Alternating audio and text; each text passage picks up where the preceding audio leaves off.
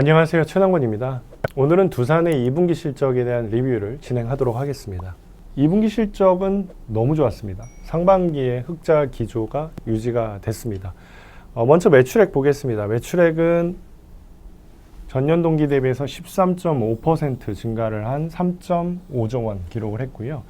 영업이익은 전년 동기 대비 흑자 전환을 계속했습니다. 2,993억 원 기록을 했습니다. 그리고 지배주주 순이익도 408억 원으로 1분기에 이어서 2분기 연속 흑자 기조를 이어나갔습니다.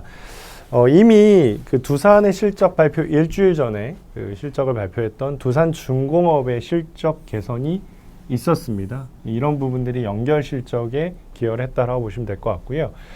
또한 자체 사업도 수익성 개선이 나타나면서 연결 영업이익의 성과를 보여줄 수 있었다.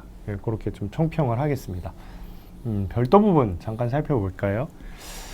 전 제목에 전자 비지 부분이 역대급 실적을 기록을 했다라고 이제 적어놨는데, 실제로 그렇습니다.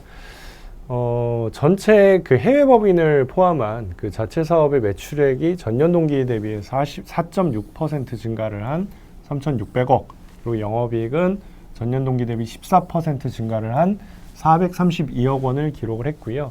그리고 영업이익률은 전년에 11% 수준에서 이번 2분기에는 12% 수준으로 1%포인트 높아졌습니다. 무엇보다도 핵심은 자체 사업의 핵심이라고 할 수 있는 전자 비지 부분의 실적 개선이었다라고 보시면 될 것 같고요. 매출액은 2,472억 원, 전년 동기 대비 20% 증가를 했습니다.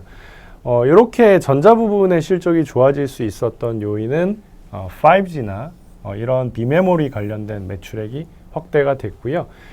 그리고 국외 데이터 센터 관련된 네트워크 CCL의 매출 확대 영향이 있었던 것으로 파악이 됩니다. 이번에 실적 발표 통해 가지고 하반기에 대한 전망도 동시에 제시를 했는데요. 하반기 매출액 전자 부분만 놓고 보면은 4,481억 원을 전망을 했고요. 전년 동기 대비해서는 8.2% 증가하는 걸로 전망을 했습니다.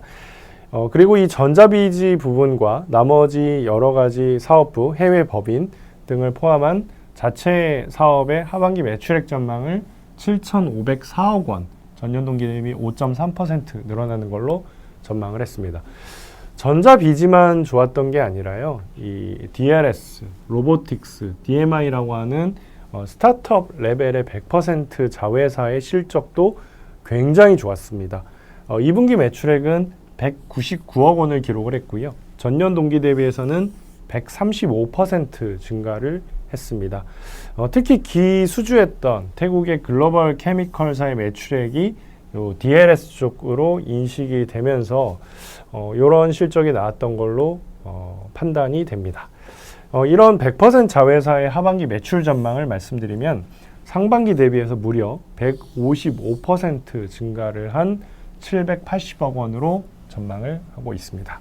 두산을 언급할 때 이 회사의 재무적인 상황을 꼭 체크를 하고 넘어가야 되겠죠.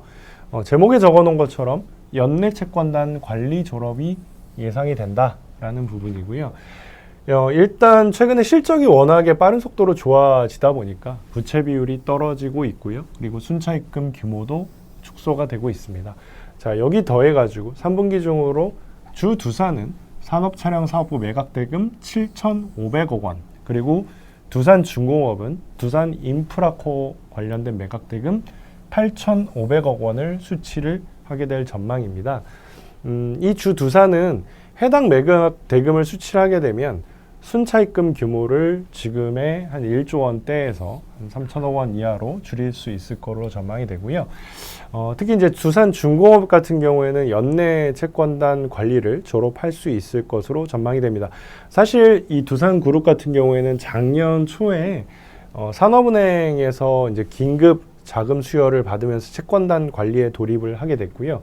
이제 그 시기에 주가 하락, 신용 등급 하락, 이제 그런 이벤트들이 있었기 때문에 이번에 채권단 관리를 졸업하게 되는 것은 상당히 유의미한 이벤트가 될 것으로 판단을 하고 있습니다. 두산의 할인율은 여전히 75% 수준입니다. 물론 최근에 두산중공업 주가가 급등을 했기 때문에 할인율이 높아진 것도 있습니다만은 어쨌든 이 회사가 보여주고 있는 사업적인 잠재력에 비해서 상당히 저평가되어 있는 것으로 판단을 하고 있습니다. 자, 어떻게 되면 이 저평가가 극복이 될 수 있을 것인가에 대한 고민을 해봤습니다. 첫 번째는 자체 사업의 실적 개선이 계속 있어야 될 것 같고요. 그리고 재무 안전성 개선이 나타나게 되면 멀티플이 높아질 것으로 전망을 하고 있습니다. 주가의 재평가 과정은 두 가지 방향을 통해서 나타날 것으로 전망을 하고 있고요. 그리고 하반기 중으로는 퓨얼셀 아메리카 법인과 그리고 두산 퓨얼셀 간의 딜이 이루어질 가능성이 높다라고 판단을 하고 있고요. 이 거래를 통해서 이 퓨얼셀 아메리카 법인에 대한 가치 부각이 한번 크게 이루어질 가능성이 높다라고 판단을 하고 있습니다. 목표 주가 15만 원과 투자 의견 바이를 유지하도록 하겠습니다.